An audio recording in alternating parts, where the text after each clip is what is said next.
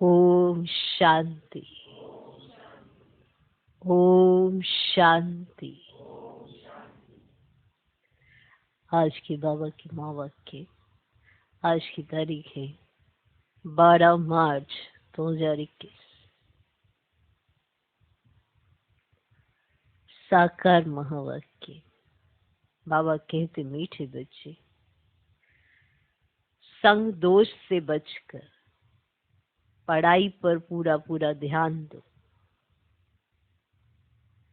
संग दोष से बचकर पढ़ाई पर पूरा पूरा ध्यान दो, तो कोई भी तूफान आ नहीं सकते। तो कोई भी तूफान आ नहीं सकते। बाकी माया को दोषी मत बनाओ। बाकी माया को दोषी मत बनाओ कि हर बात में अपनी कमी कमजोरियों का कारण भी माया ये डाल देते हैं। ये माया बहुत तंग करती है, ये माया ने ऐसे कर दिया, ये माया हमसे ऐसा करा रही है, या कि वाइब्रेशन ऐसे हैं, ये इसकी वजह से ऐसा हो रहा है, उसकी वजह से ऐसा हो रहा है। खुद की कमी कमजोरी है, उस पर ध्यान नहीं देना, डाल देते माया पर, वाइब्रेशन पर, व्यक्ति पर, हर चीज पर डाल के खुद निर्दोष। अगर इतना ही स्वयं निर्दोष होते ही तो ये हिसाब किताब कौन सा दे रहे हैं? विचार करें ना। अगर हर जगह दूसरे का ही दोष है तो फिर आपका हिसाब किताब क्यों बन रहा है? अपनी कमी कमजोरी की वजह से ही हम भुगतते हैं। ये बात भूल जाने के कारण कि ये चॉइस आपने की है। संग कौन सा लेना है, अच्छा या बुरा, आपका कर्म है। आप अपने कर्म खुद तय करते हो, फिर भी दोष दूसरे पर। आपके जीवन में तूफान है, कारण कौन है? आपका संग किसका है जिसकी वजह से आपके जीवन में तूफान आए हुए हैं? आप बाबा का संग करेंगे, आपको लगता है कि तूफान आएंगे, फिर भी तूफान है। कारण संग दोष। कुछ तो गड़बड़ की है ना। अब हम तूफानों का दोष भी दूसरे पे धरेंगे तो तूफान तो तोहफा बनने से रहा। सुना बड़ा अच्छा है कि तूफान तोहफा होते हैं, सबने सुना है ना? कितने अच्छे अच्छे स्लोगन है। पर ये तूफान तोहफा उसी के लिए होते हैं जिसने संग भगवान का किया है। जिसे भगवान का संग भूल जाता है और संग दोष लग जाता है, उसके जीवन में तूफान ही तूफान रहते हैं और वो उसका दोष दूसरे पे मर देता है कि माया मुझे तंग कर रही है, ये व्यक्ति मुझे तंग कर रहा है, ये परिस्थितियां मुझे तंग कर रही है, मैं ठीक हूँ।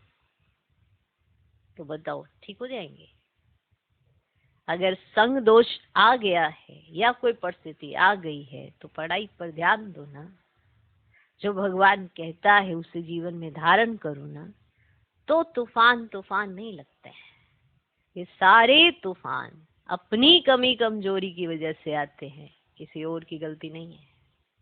ये बात जिसे याद रहती है और जिसे ये याद रहता है कि मेरे साथ भगवान है, तो तूफान कैसे आ सकते हैं? और अगर आ भी रहे हैं तो वो तोहफा ही है।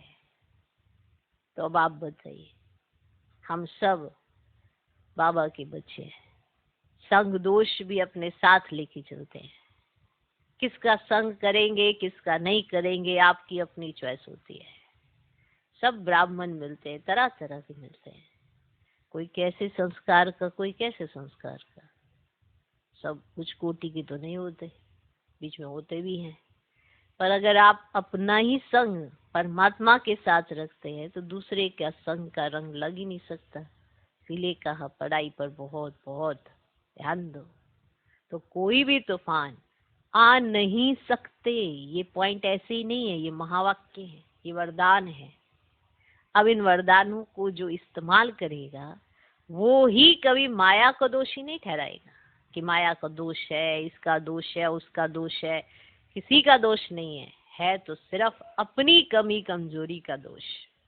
ये निकालते हैं हम। ठीक, तो संग दोष से बचकर पढ़ाई पर पूरा पूरा ध्यान दो तो कोई भी तूफान आ नहीं सकते। बाकी माया को दोषी मत बनाओ। से जरूर चेक करना, कहीं माया को, कहीं वाइब्रेशन को, कहीं वस्तु को, कहीं वैभव को, कहीं व्यक्ति को, जो भी दोषी बनाता है वो इन सब के संग में रहकर पढ़ाई को स्वयं भूल जाता है। इसीलिए उसे हर जगह तूफान ही तूफान नजर आते हैं। और तूफान आएंगे भी उसके जीवन में, क्योंकि भगवान तो उसे नजर नहीं आ रहा, तो तूफान ही रहेंगे। एक ही चीज रह सकती है। ओके, तो आज का प्रश्न है, कौन सी एक बात सदा ध्यान पर रखो तो बेड़ा पार हो जाएगा? कौन सी एक बात सदा ध्यान पर रखो तो बेड़ा पार हो जाएगा? एक बात जिसने ये याद रख ली, जिसने ये अपनी गांठ बांध ली, उसका बेड़ा पार है। हम सब कहेंगे हमने भी याद रखी है, पर किस तरह से याद रखी है, कितना याद रखी है, ये हर एक की अपनी अपनी स्थिति से पता चल जाता है। तो कौन सी एक बात सदा ध्यान पर रखो तो बेड़ा पार हो जाएगा? उत्तर है बाबा आपका जो हुक्म। बाबा आपका जो हुक्म। हम ऐसे कहते तो हैं पर ऐसा करते नहीं है, क्योंकि जैसे ही कोई हुक्म आता है साथ में दूसरा संकल्प आता है। ऐसा हो नहीं पाता है, ऐसा हो नहीं पा रहा है। जब भगवान ने कहा है तो भगवान तो सब कुछ साथ भी देता है, आपने थोड़ा करना है। बस इतना ही तो कहना है कि बाबा आपका जो हुक्म। ऐसे सदा बाप के हुक्म पर चलते रहो तो तुम्हारा बेड़ा पार हो जाएगा। ऐसे सदा बाप के हुक्म पर चलते रहो तो तुम्हारा बेड़ा पार हो जाएगा। हुक्म पर चलने वाले माया के वार से बच जाते हैं। हुक्म पर चलने वाले माया के वार से बच जाते हैं। बुद्धि का ताला खुल जाता है। अपार खुशी रहती है। कोई भी उल्टा कर्म नहीं होता है। बाबा आपका जो हुक्म। बाबा आपका जो हुक्म, जो इस तरह से चलते हैं, जो अपने जीवन में सही मायने में हुक्म को सर माथे रखते हैं। ऐसे सदा बाप के हुक्म पर चलते रहो तो तुम्हारा बेड़ा पार हो जाएगा। हुक्म पर चलने वाले माया के वार से बच जाते हैं। बुद्धि का ताला खुल जाता है। अपार खुशी रहती है। कोई भी उल्टा कर्म नहीं होता है। ओके, आज का गीत है, तुम्हें पाके हमने जहान पा लिया। ओम शांति। मीठे मीठे सभी सेंटर्स के बच्चों ने गीत सुना। सभी सेंटर्स के बच्चों ने गीत सुना। सब जानते हैं कि बेहद के बाप से फिर से 5000 वर्ष पहले मुआफिक हम विश्व की बादशाही ले रहे हैं। कल्प कल्प हम लेते आए हैं। बादशाही लेते हैं फिर गवाते हैं। बच्चे जानते हैं अभी हमने बेहद के बाप की गोद ली है, वह उनके बच्चे बने हैं। है भी बरोबर। घर बैठे हुए पुरुषार्थ करते हैं। घर बैठे हुए पुरुषार्थ करते हैं। बेहद के बाप से ऊंच पद पाने के लिए पढ़ाई चल रही है। चल रही है। तुम जानते हो ज्ञान सागर पतित पावन सर्व का सदगति दाता शिव बाबा ही हमारा बाप भी है, टीचर भी है और सतगुरु भी है। उनसे हम वर्षा लेते हैं तो उसमें कितना पुरुषार्थ करना चाहिए ऊंच पद पाने लिए। अज्ञान काल में भी स्कूल में पढ़ते हैं, तो नंबरवार मार्क्स से पास होते हैं अपनी पढ़ाई अनुसार। स्कूल में सब पढ़ने जाते हैं, सब पढ़ते अपनी पढ़ाई अनुसार मार्क्स लेते हैं।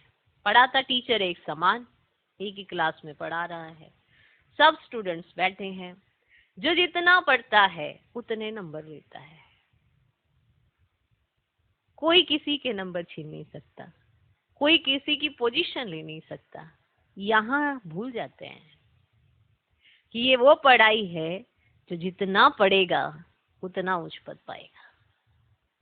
ठीक है, अगर कुछ ऊपर नीचे होता है उसका कारण भी हम स्वयं होते हैं। ये बात हम बार बार पक्का कराते हैं, फिर भी बच्चे भूल जाते हैं। बहुत सारी चीजों को दूसरों पे डाल देते हैं और बार बार कहा है किसी में मत डालना, कहा है ना, बार बार कहा है। अपनी अवस्था का दोष या अपने हिल जाने का दोष किसी के ऊपर मत रखना, आपके ऊपर ही है। ओके, तो अज्ञान काल में भी स्कूल में पढ़ते हैं तो नंबरवार मार्क्स से पास होते हैं अपनी पढ़ाई अनुसार। वहां ऐसे तो नहीं, कोई नहीं कहेंगे ना कि माया हमको विघन डालती है व तूफान आते हैं। कभी सुना लौकिक पढ़ाई में किसी ने कहा मम्मी पापा मैं पढ़ना तो चाहता हूँ पर ये माया विघन डालती है या तूफान आते हैं? कभी ऐसा सुना? उस पढ़ाई में अलाउ करते हैं माँ बाप? कभी बच्चा कह दे कि हम करना तो बहुत कुछ चाहते हैं पर माया विघन डाल देती, मैं पढ़ना बहुत अच्छा चाहता पर माया विघन डाल देती। कभी सुना ऐसा कहते किसी को? कोई भी बच्चे को सुना ऐसे कहते? ठीक रीति पढ़ते नहीं है, वह बुरे संग में जाकर फंस पड़ते हैं। खेल कूद में लग जाते हैं इसलिए पढ़ते नहीं है, नापास हो जाते हैं। बाकी इसको माया के तूफान नहीं कहेंगे। यही कारण होता है ना, अच्छे से पढ़ा नहीं, खेल कूद में चला गया, किसी और का संग लग गया, है ना, जो विचारधारा श्रेष्ठ थी वो नीचे गिर गई, तो ये किसी के संग की वजह से हो गया। अब ये ना देखकर कोई ऐसा कभी सुना कि उसने कह दिया मैं पढ़ाई इसलिए नहीं करता क्योंकि माया तंग करती है मुझे? नहीं कर सकते ना, ऐसा कह नहीं सकते। तो खेल कूद में लग जाते इसलिए पढ़ते नहीं है, नापास हो जाते। बाकी इसको माया के तूफान नहीं कहेंगे। चलन ठीक नहीं रहती तो टीचर भी सर्टिफिकेट देते हैं कि इनकी बदचलन है, कुसंग में खराब हुआ है। इसमें माया रावण को दोषी बनाने की बात नहीं है। अगर कोई बदचलन चलता है, कोई खराब एक्टिविटीज करता है, तो इसमें कभी स्कूल में सुना कि कभी किसी ने कहा हो कि ये खराब एक्टिविटीज कर रहा है इसमें माया का दोष है? हाँ जी, तो वहां तो माया रावण को दोषी बनाने की बात ही नहीं होती। बड़े बड़े अच्छे आदमियों के बच्चे कोई तो अच्छा चढ़ जाते हैं, कोई शराब आदि पीने लग जाते हैं, गंदे तरफ चले जाते हैं, तो बाप भी कहते हैं कि कपूत हो गया है। उस पढ़ाई में तो बहुत सब्जेक्ट होती हैं, ये तो एक ही प्रकार की पढ़ाई है। वहां मनुष्य पढ़ाते हैं, यहाँ बच्चे जानते हैं हमको भगवान पढ़ाते हैं। हम अच्छी रीति पढ़े तो विश्व का मालिक बन सकते हैं। बच्चे तो बहुत हैं, फिर कोई पढ़ नहीं सकते संग दोष में आकर। इसको माया का तूफान क्यों कहें? बताओ क्यों कहें? जब पढ़ हम नहीं रहे, चलन हम नहीं सुधार रहे, इसको माया का दोष क्यों कहें? संग दोष में कोई पढ़ता नहीं है तो इसमें माया व टीचर व बाप क्या करेंगे? नहीं पढ़ सकते हैं तो चले गए अपने घर। ये तो ड्रामा अनुसार पहले भट्टी में पढ़ना ही था, शरण आकर ली, कोई को पति ने मारा, तंग किया, तो कोई को वैराग्य आ गया, घर में चल नहीं सकी, फिर कोई यहाँ आकर भी चली गई, नहीं पढ़ सकी तो जाकर नौकरी आदि में लगी व शादी की। घर से वैराग्य आया, बाबा की शरण ली, फिर जब घर में नहीं चल सकी तो यहाँ भी नहीं चल सकी, और जब यहाँ नहीं चल सकी तो फिर किसी ने जाके नौकरी कर ली और किसी ने जाके शादी कर ली।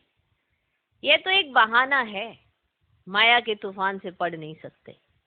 ये नहीं समझते कि संग दोष के कारण ये हाल हुआ और हमारे में विकार जबरदस्त है। ये क्यों नहीं सोचते कि हमें संग दोष लगा और हमारे अंदर विकार जबरदस्त है जिसके कारण हमारी ऐसी अवस्था हुई है? क्यों दोषी माया को ठहराते? क्यों किसी और का दोष निकालते?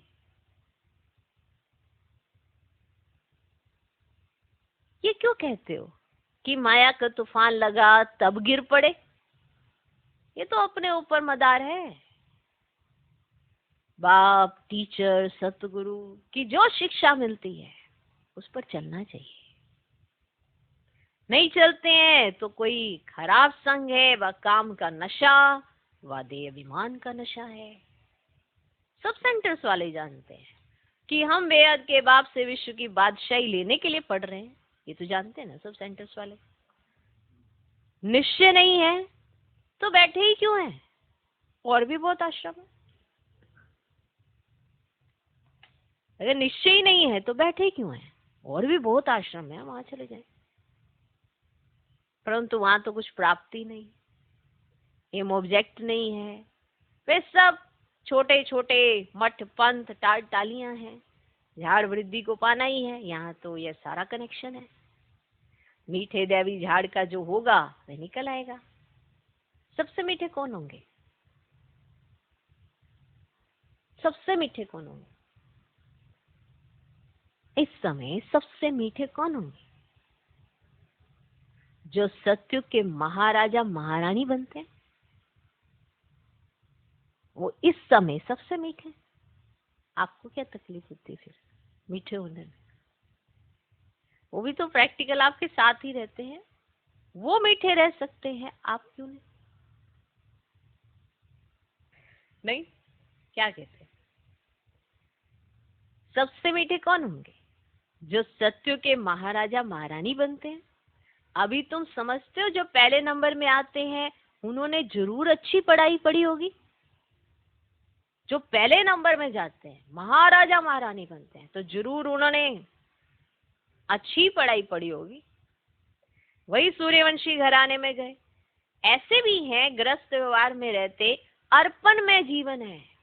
ऐसे भी बहुत है कि आप ये मत सोचना कि यही है वो बस। लेकिन ऐसे भी बहुत सारे जीवन है जो ग्रस्त व्यवहार में रहते अर्पण में जीवन है। बहुत सर्विस कर रहे हैं। फर्क है ना। भले यहाँ भी रहते हैं परंतु पढ़ा नहीं सकते तो और सर्विस में लग जाते हैं। पिछाड़ी में थोड़ा राजाई पद पा लेंगे। देखा जाता है बाहर ग्रस्त व्यवहार में रहने वाले बहुत तीखे हो जाते हैं पढ़ने और पढ़ाने में। सभी तो गृहस्थी नहीं है।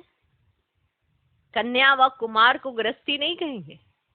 और जो वानप्रस्थी है वह 60 वर्ष के बाद फिर सब कुछ बच्चों को देख खुद कोई साधु आदि के संग में जाकर रहते हैं। आजकल तो तमो प्रधान है तो मरने तक भी धंधे आदि को छोड़ते नहीं है। आगे 60 वर्ष में वानप्रस्थ में चले जाते थे, बनारस में जाकर रहते थे। अब यह तो बच्चों ने समझा वापिस कोई जा न सके, सदगति को पा नहीं सकते, तो बाप ही मुक्ति जीवन मुक्ति दाता है। वे भी जब जीवन मुक्ति को नहीं पाते कोई तो मुक्ति में चले जाते हैं। अब आदि सनातन देवी देवता धर्म की स्थापना हो रही है, फिर जो जितना पुरुषार्थ करे। क्लियर? तो हर एक अपने पुरुषार्थ अनुसार ही पता है। इसमें माया के विघन की वजह से वो नहीं पा सका, ये उसकी भ्रांतियां हैं, उसे दूर कर लेनी चाहिए। उनमें भी कुमारियों को अच्छा चांस है, पारलौकिक बाप की वारिस बन जाती है। यहाँ तो सब बच्चे बाप से वर्षा लेने के हकदार हैं, वहां तो बच्चियों को वर्षा ही नहीं मिलता। अब बच्चों को लालच रहती है, भले ऐसे भी है जो समझते हैं कि ये भी वर्षा मिलेगा वो भी लेवे, उनको क्यों छोड़े। अब दोनों तरफ पढ़ते हैं, ऐसे किस्म किस्म के हैं। अब ये तो समझते हैं अच्छा जो पढ़ते हैं वह ऊंच पद पा लेते हैं, प्रजा में बहुत साहूकार बन जाते हैं। यहाँ रहने वालों को अंदर ही रहना पड़ता है। ठीक है, दास दासियां बन जाते हैं। फिर त्रेता के अंत में 3, 4, 5 जन्म करके राजाई पद मिलेगा। उनसे तो वह साहूकार अच्छे हैं जो सत्युग से लेकर उन्हों की साहूकारी कायम रहती है। अब जो सतयुग में साहूकार है तो वो ज्यादा अच्छा, या त्रेता के लास्ट में आके कोई राजा सा बन गया तो वो ज्यादा अच्छा? बताओ कौन अच्छा? अब जो सतयुग में उतरे वो ज्यादा अच्छा है ना, जो सतयुग को देखे। समझे? कि कोई त्रेता के अंत में 3 4 5 जन्म करके राजाई पद मिलेगा, उनसे तो वह साहूकार अच्छे हैं जो सतयुग में आए हैं। जो सतयुग से लेकर उन्हों की साहूकारी कायम रहती। अब गृहस्थ व्यवहार में रहकर साहूकारी पद क्यों नहीं लेना चाहिए? बताओ। माना ऐसा अर्पण में जीवन हो जो आप वो पोजीशन प्राप्त करें, और ऐसा जीवन ना हो जो अंदर रहकर कहना ही ना मानता हो, हर बात को दूसरे पे डाल देता हो। कोशिश करते हैं हम राजाई पद पाए, परंतु अगर खिसक पड़ते हैं, ना खिसक गए ना, क्या खिसक गए? बुद्धि जिनकी खिसक गई, माना ऐसे शरीर से खिसक नहीं गए, यहाँ बैठे तो खिसक के उधर चले गए, ऐसे नहीं। जिनकी बुद्धि खिसक गई, माना निश्चय से संशय आ गया, खिसक गए। समझे? परंतु अगर खिसक पड़ते हैं तो प्रजा में अच्छा पद पाने का पुरुषार्थ करना चाहिए। कि माना रखा तो आपको माला में था, पर आप थोड़े क्या हुआ, खिसक गए। माना जिसका निश्चय से संशय आ गया। जब निश्चय आया था तब भी तो सारा जांच पड़ताल करके ही आया था ना। आज जो खिसके हो वो अपने पुरुषार्थ की कमी की वजह से खिसके हो, ये भूल जाते हैं। राजाई में नंबर लिखवाया था उनका। परंतु अगर खिसक पड़ते हैं तो प्रजा में अच्छा पद पाने का पुरुषार्थ करना चाहिए। वह भी तो उच्च पद हुआ ना। यहाँ रहने वालों से बाहर रहने वाले बहुत ऊंचा पद पा सकते हैं। सारा मदार पुरुषार्थ पर है, ये भगवान कह रहे हैं, स्थान पर नहीं होता है। ये बात याद रखना। स्थान मायने तब रखता है जब साथ है, जब बुद्धि से साथ है तब स्थान मायने रखता है। और अगर बुद्धि से ही साथ नहीं है ना तो स्थान मायने नहीं रखता है कि आप कहाँ रहते हैं। इसीलिए कहा संग दोष, कि एक आलीशान घर में रहता हुआ, अच्छे माँ बाप की परवरिश में पलता हुआ शराबी कैसे बन जाता है? किसी का तो संग लगा ना उसे, क्योंकि उसके घर में तो ऐसी परवरिश भी नहीं थी, ऐसे संस्कार भी नहीं थे। लेकिन वो कहाँ गई आत्मा? कहीं तो गई ना, जो इस तरह के संस्कारों को अडॉप्ट करके आई। कुछ तो उसने अडॉप्ट किया ना बुद्धि में, कुछ तो जगह दी ना बाहर की चीजों को अपने अंदर लाने के लिए, इसलिए वो खिसक गए। समझ में आया या नहीं आया? तो सारा मदार किस पर है? पुरुषार्थ पर है। पुरुषार्थ कभी छिप नहीं सकता। प्रजा में जो बड़े से बड़ा साहूकार बनेगा वह भी छिपा नहीं रहेगा। सबकी शक्लों पर साफ साफ दिखेगा कि ये कौन से कुल में जाएगी आत्मा। ऐसे नहीं कि बाहर वालों को कोई कम पद मिलता है, ऐसा नहीं है।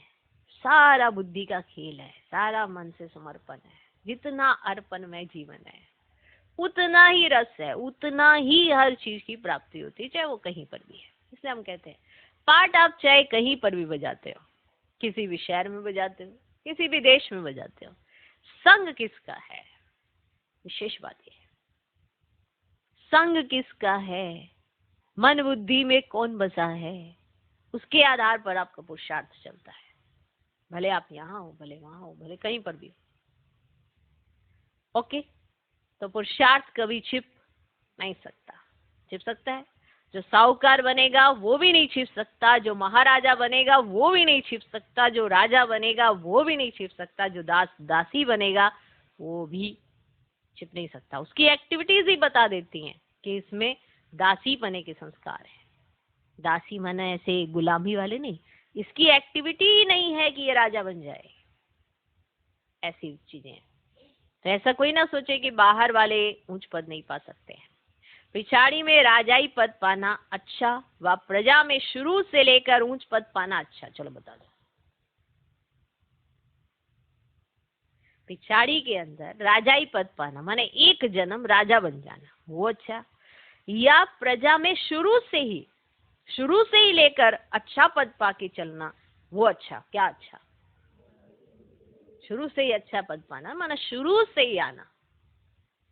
गृहस्थ व्यवहार में रहने वालों को इतने माया के तूफान नहीं आते हैं, यहाँ वालों को तूफान बहुत आते हैं। हिम्मत करते हैं, हम शिव बाबा की शरण में बैठे हैं, परंतु संग दोष में पड़ते नहीं हैं, क्योंकि ये अलबेलापन भी आ जाता है कि हम तो बाबा की गोद में ही हैं, इसलिए ना तो योग की तरफ ध्यान देते हैं, ना पढ़ाई की तरफ प्रॉपर ध्यान देते हैं, इसे संग दोष में आ जाते हैं। देखते हैं अपने साथ वाले बेड वाला उठा ही नहीं है, तो वो भी नहीं उठते हैं, आ गया ना संग दोष। जो उसके अंदर कुछ भ्रांतियां होंगी वो उसके अंदर भी जन्म ले लेती हैं, तो पिछाड़ी में सब मालूम पड़ जाता है। साक्षात्कार होगा, कौन क्या पद पाएंगे, नंबरवार पढ़ते हैं ना। कोई तो सेंटर्स को आप ही चलाते हैं, कहाँ तो सेंटर चलाने वाले से भी पढ़ने वाले तीखे हो जाते हैं।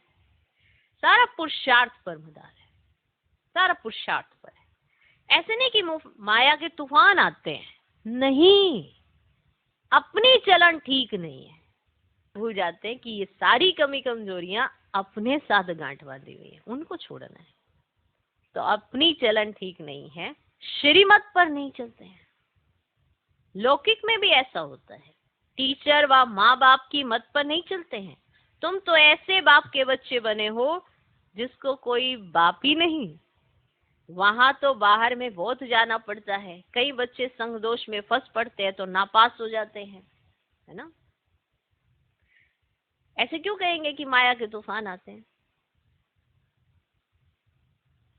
ये अपनी मूर्खता है, डायरेक्शन पर नहीं चलते हैं, ऐसी चलन से नापास हो जाते हैं।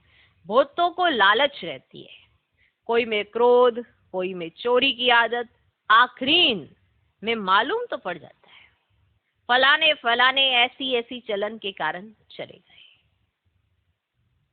कोई ये ना सोचे यहाँ ऐसा होता है या इस जगह पे ऐसा होता है इसलिए हमने इस जगह को छोड़ दिया या हमने इसीलिए ऐसा किया है, ना। हर एक अपनी गलती की वजह से जाता है। जब उसे ये बात समझ में आ गई है कि एक बाप का यज्ञ है, तो वो बाप को छोड़ के कैसे जा सकता है, लेकिन वो जाता तो अपनी कमियों की वजह से है। समझा जाता है शूद्र कुल के बन गए, उनको फिर ब्राह्मण नहीं कहेंगे, फिर जाकर शूद्र बन गए, पढ़ाई छोड़ दी, थोड़ा भी ज्ञान सुना तो प्रजा में आ जाएंगे, बड़ा झाड़ है, कहाँ कहाँ से निकल आएंगे। देवी देवता धर्म के और धर्म में कन्वर्ट हो गए होंगे, वे निकल आएंगे, बहुत आएंगे तो सब वंडर खाएंगे। और धर्म वाले भी तो मुक्ति का वर्षा तो ले सकते हैं ना, यहाँ कोई भी आ सकते हैं। अपने घराने में उच्च पद पाना होगा तो वह भी आकर लक्ष्य लेकर जाएंगे। उनको अपने घराने में अगर ऊंच पद पाना है तो यहाँ से वो लक्ष्य लेकर जाएंगे। ये पॉइंट्स याद रखा करो। तो बाबा ने तुमको साक्षात्कार कराया था कि वह भी आकर लक्ष्य लेकर जाते हैं, ऐसे नहीं कि यहाँ रहकर ही लक्ष्य में रह सकेंगे। ये बात याद रखना कि जो ये समझते हैं कि उसी स्थान पर ही पुरुषार्थ होता है, ऐसा कुछ नहीं होता। स्थान मायने नहीं रखता, साथ मायने रखता है। तो जो दूसरी घराने की आत्माएं भी आएंगी वो भी आकर लक्ष्य लेकर जा सकती हैं, जिसके आधार पर वो अपने घराने में ऊंच पद पा सकती है ना। बड़ा वंडर याद रहना भी तो जरूरी है। बाबा ने तुमको साक्षात्कार कराया था कि वे भी आकर लक्ष्य लेकर जाते हैं, ऐसे नहीं कि यहाँ रहकर ही लक्ष्य में रह सकेंगे। कोई भी धर्म वाला लक्ष्य ले सकता है। लक्ष्य मिलता है, बाप को याद करो, शांति धाम को याद करो तो अपने धर्म में ऊंच पद पालेंगे। उनको जीवन मुक्ति तो मिलनी नहीं है, ना वहां आएंगे, दिल लगेगी ही नहीं, समझे। उनके अंदर ऐसे वाले संकल्प ही नहीं आएंगे। सच्ची दिल उन्हों की लगती है जो यहाँ के हैं। पिछाड़ी में आत्माएं अपने बाप को तो जान जाएं। बहुत सेंटर्स पर ऐसे भी हैं जिनका पढ़ाई पर अटेंशन नहीं है, तो समझा जाता है ऊंच पद नहीं पा सकेंगे। निश्चय हो तो यह नहीं कह सकते कि फुर्सत नहीं है, परंतु तकदीर में नहीं है तो कहते हैं फुर्सत नहीं है, यह काम है वो काम है। तकदीर में होगा तो दिन रात पुरुषार्थ करने लग पड़ेंगे, चलते चलते संग में भी खराब हो पड़ते हैं।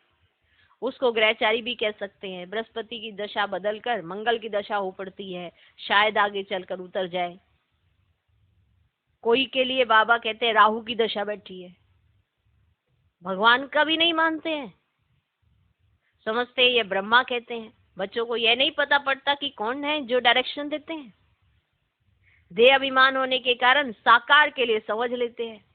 देही अभिमानी हो तो समझे ना कि शिव बाबा जो भी कहते हैं वे हमें करना है। शिव बाबा जो भी कहते हैं, इनके माध्यम से शिव बाबा ने जो भी कहा है वह हमें करना है। रिस्पॉन्सिबिलिटी शिव बाबा पर है। शिव बाबा की मत पर तो चलना चाहिए ना। देह अभिमान में आने से शिव बाबा को भूल जाते हैं, फिर शिव बाबा रिस्पॉन्सिबल नहीं रह सकता। उनका ऑर्डर तो सिर पर धारण करना चाहिए, परंतु समझते नहीं कि कौन समझाते हैं।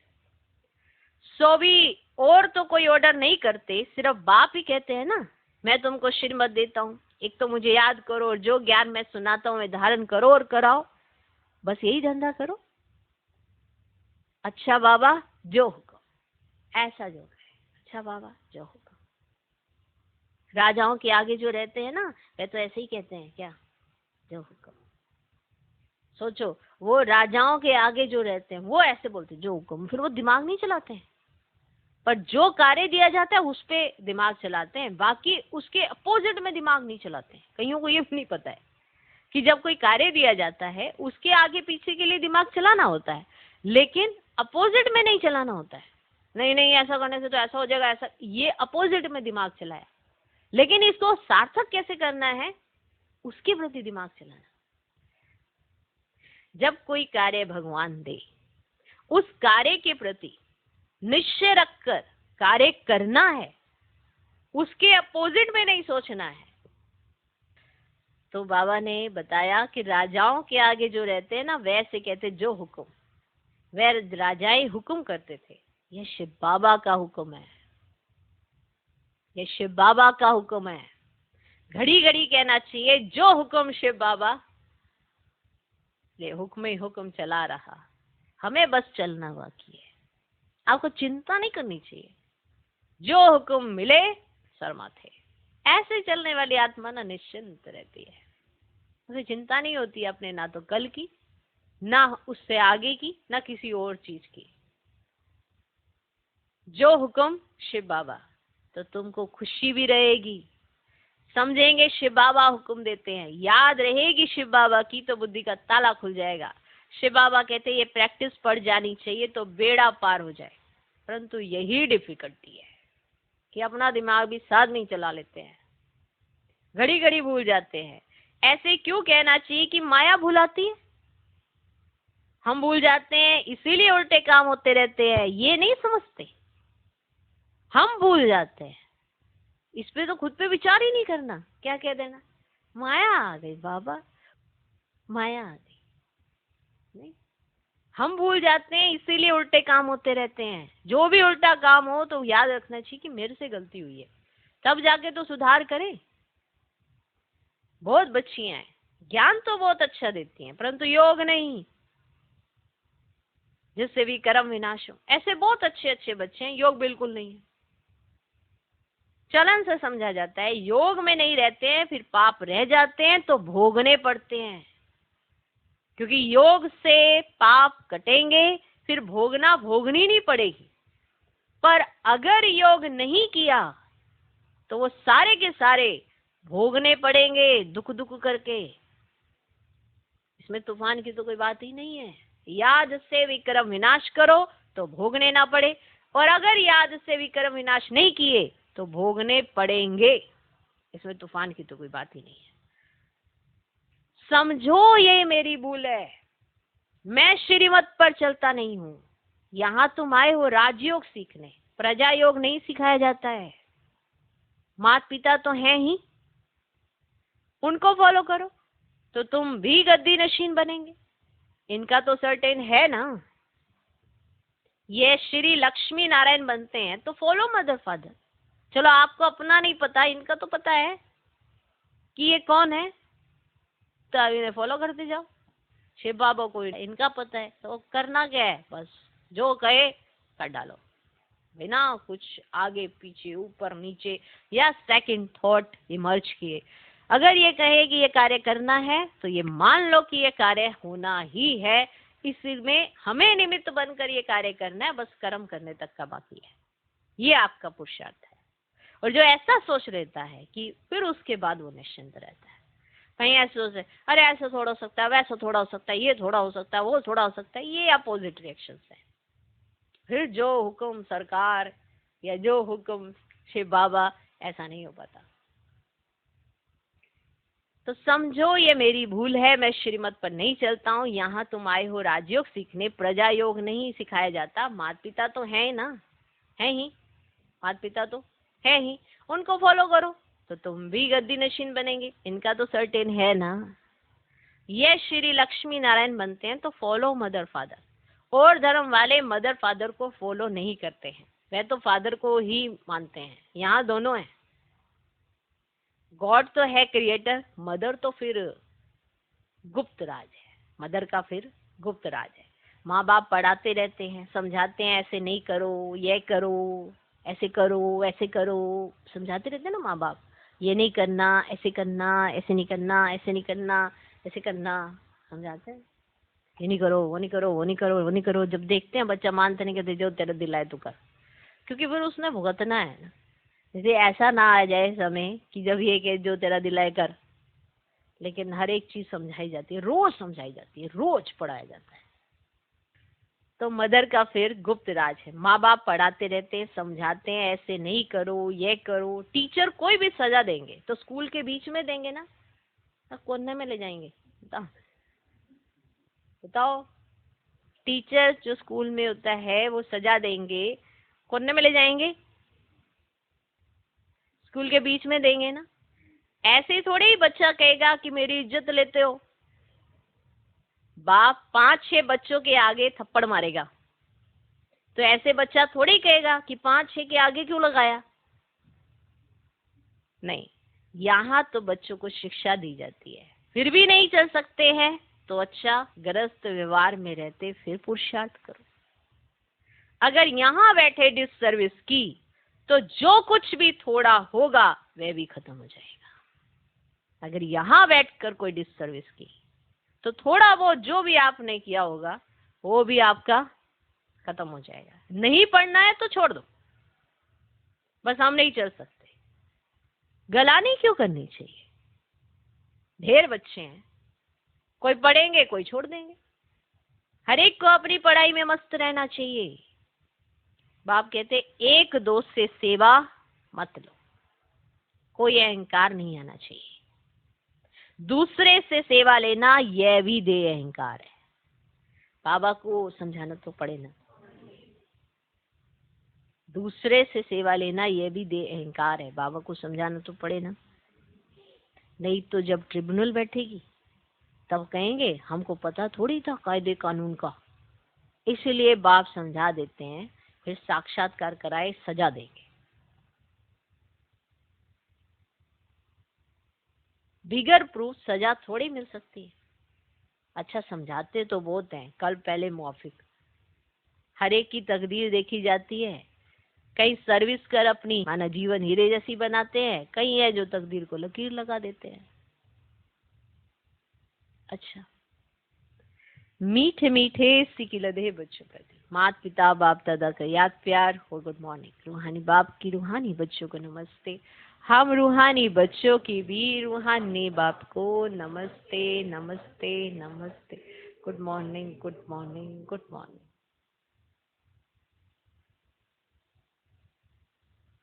धारणा के लिए मुख्य सर पहला पॉइंट, बाप टीचर सतगुरु द्वारा जो शिक्षाएं मिलती हैं उस पर चलना है, उन पर चलना है। ये सारी शिक्षाएं याद रखनी है, ये दूसरों के लिए नहीं है, ये अपने लिए है। बाप टीचर सतगुरु द्वारा जो शिक्षाएं मिलती है उन पर चलना है। माया को दोष ना देकर अपनी कमियों की जांच कर उन्हें निकालना है। माया को दोष ना देकर अपनी कमियों की जांच कर उन्हें निकालना है।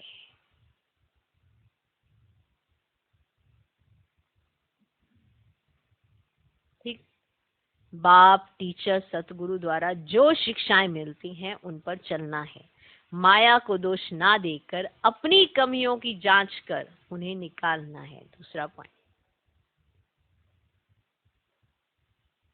अहंकार का त्याग कर अपनी पढ़ाई में मस्त रहना है। अहंकार का त्याग कर अपनी पढ़ाई में मस्त रहना है। ओके, दूसरे को देखकर अपने विचारधाराएं बदलनी नहीं चाहिए। जब आपको निश्चय हुआ है, आपको अनुभव हुआ है, आपने कबूला है इस बात को, तो फिर सदा काल के लिए कबूल करो ना। ये क्या पल भर में आपके ऊपर थोड़ा सा तूफान आया, नहीं पता नहीं है, ऐसे में थोड़ा चले जाना है। ओके, तो अहंकार का त्याग कर अपनी पढ़ाई में मस्त रहना है, कभी दूसरों से सेवा नहीं लेनी है। निश्चय के आधार पर सदा एक रस अचल स्थिति में स्थित रहने वाले निश्चिंत भव। निश्चय के आधार पर सदा एक रस अचल स्थिति में स्थित रहने वाले निश्चिंत भव। निश्चय बुद्धि की निशानी है ही सदा निश्चिंत। हम सभी कहते हैं हमारा बहुत निश्चय है, पर निश्चिंत नहीं रहते। ये कैसा निश्चय है? फिर साथ में ही कहते हैं अरे बाबा तो है, पर ना कैसे होएगा? तो निश्चय बुद्धि की निशानी होती है सदा निश्चिंत, हलचल में नहीं आते। वे किसी भी बात में डगमग नहीं हो सकते, सदा अचल रहेंगे। इसलिए कुछ भी हो सोचो नहीं, क्या क्यों में कभी नहीं जाओ। त्रिकालदर्शी बन निश्चिंत रहो, त्रिकालदर्शी बनकर निश्चिंत रहो, क्योंकि हर कदम में कल्याण है, हर कदम में कल्याण है। ये बात याद रखो। निश्चय निश्चिंत, कल्याण समाया हुआ है। जब कल्याणकारी बाप का हाथ पकड़ा है तो वह अकल्याण को भी कल्याण में बदल देगा। इसे सदा निश्चिंत रहो। बहुत जबरदस्त वरदान है। और इसने माना जीवन की जिसकी धारणा है ना, अगर आपकी अवस्था निश्चिंत नहीं है और अगर आप निश्चिंत अवस्था का सुख नहीं ले पा रहे हो, तो आप हमेशा हर जगह पर अकल्याणकारी दृश्य ही देखते रहते हो और उसमें अकल्याण ढूंढते रहते हो, तो कल्याण कहां से होता है? जो निश्चय रखता है वो निश्चिंत रहता है। उसको पता है कि मेरे हर कदम में कल्याण समाया हुआ है, क्योंकि बाप मेरे साथ है। जहां भगवान जिसका कल्याणकारी बाप जिसका हाथ पकड़ा है, अकल्याण हो ही नहीं सकता। आज का स्लोगन, जो सदा स्नेही है वह हर कार्य में स्वतः सहयोगी बनते हैं। जो सदा स्नेही है वह हर कार्य में स्वतः सहयोगी बनते हैं। ओम शांति, ओम शांति।